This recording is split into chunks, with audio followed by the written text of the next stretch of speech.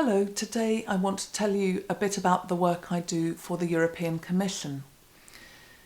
The Commission is one of my clients for independent work, not for research, but for ethics work, ethics-related work.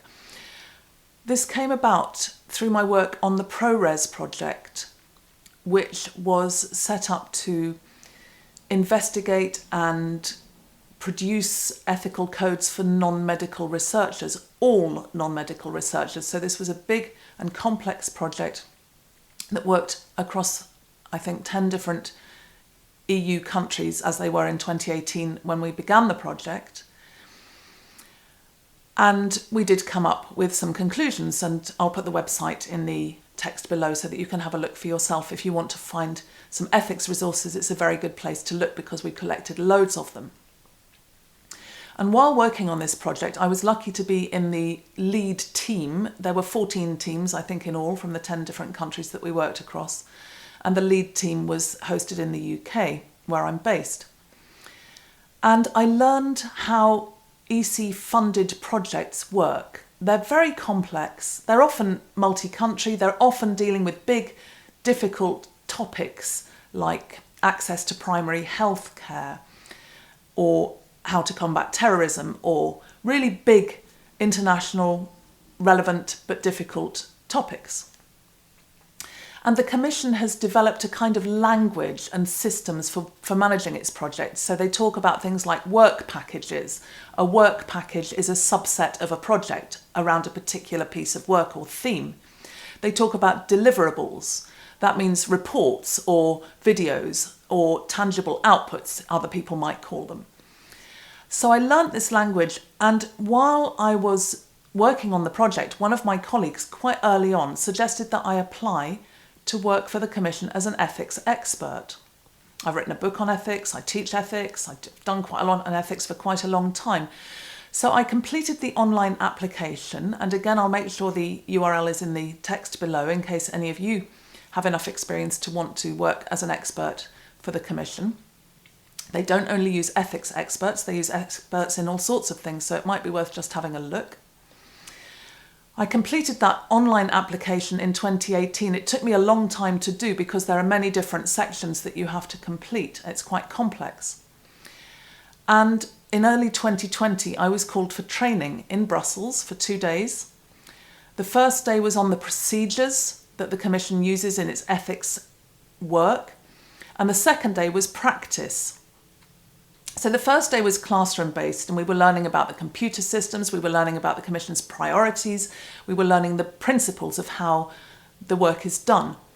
And the work is generally done in groups, in panels mostly, and the second day was working in panels with particular ethical difficulties that had arisen with projects that were funded by the Commission in the past.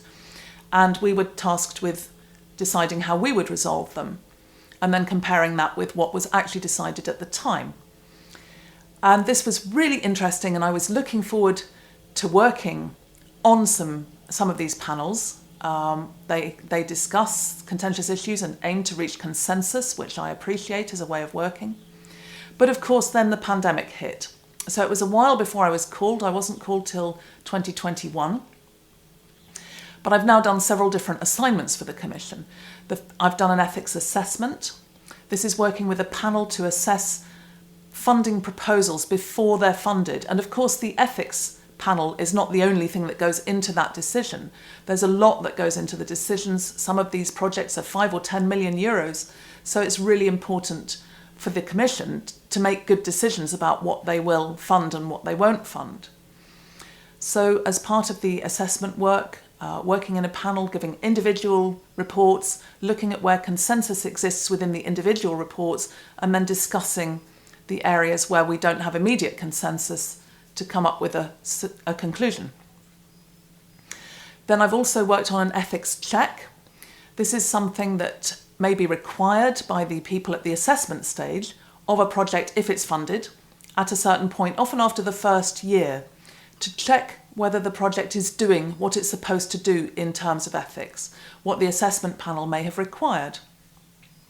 And this involves a lot of reading of project documents and checking and figuring out whether they've been doing what they're supposed to do or not, or partly. Often it's partly or mostly. Sometimes it's completely, and that's great. And again, working in a panel to discuss. And this panel-based work is very much about cultivating a culture of mutual respect and understanding the other person's position, because sometimes there are quite strong disagreements, at least to begin with. And then we have what one of my Italian colleagues calls a spicy conversation, to try to reach an agreement, to understand why, if you've said this is not ethical and someone else on the panel has said this is ethical, why did you think it wasn't? Why did they think it was? What can we learn from that? How can we move forward and find a point of consensus? And it's amazing how possible it is to find consensus when you can take the time to understand other people's points of view. The other piece of work I'm doing is as an independent ethics advisor required by the Commission for a specific project. And the project I'm working on is led by a team at Liverpool John Moores University, which is conveniently not too far from where I'm based. And it's about global shipping and container supply chains and the risks, how to prevent risks that may be posed by security problems, safety problems, climate change, this kind of thing. Very interesting. I have no background in the subject, but that doesn't matter because I have a background in ethics. And in this particular project, a background in the subject matter was not also required. Sometimes it is, for this one it wasn't. And I'm very happy to be working with the team. We're working well together. And I'm looking forward to the years to come where I'm going to learn a lot more about global shipping because actually it's really interesting. So I'm delighted to be doing this work and very glad that this will go on for some years to come. I think my work will move perhaps more towards ethics advice and methods advice and away from commissioned research. So I hope you find that interesting too.